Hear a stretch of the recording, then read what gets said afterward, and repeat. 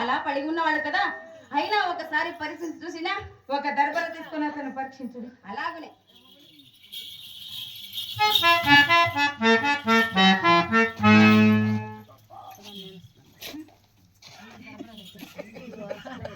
ఏమిటి ముక్కులో పెట్టి నోట్లో కాకుండా ఏమిటి మేనక ముక్కు పట్టి చూసినా శ్వాస లేదు, కూరలందు పక్షులు ఆడుతున్నవి, కంట వరకు పుట్ట పెరిగింది, ఒళ్ళు చూసినా చన్నీళ్ళ కుండవలే ఉన్నది.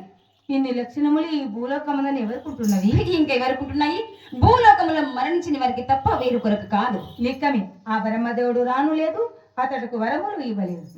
అతడు తపస్సు చేస్తూ చేస్తూ ఎప్పుడో మరణించి ఉన్నవాడు, అక్కడికక్కడే మరణించి ఉన్నవాడు. ఆనందమంతా మందే.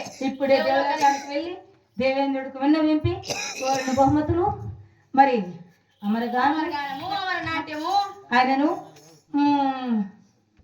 సరే కానీ మరి దేవలోకానికి వెళ్ళవాలన్నా ఎలా వెళ్ళవాలనా? బాజా భజంత్రులతో ఆట పాటలతో వెళ్ళవలను. నిక్కమే కదా, ఇక ఆనందమంతా మనకి.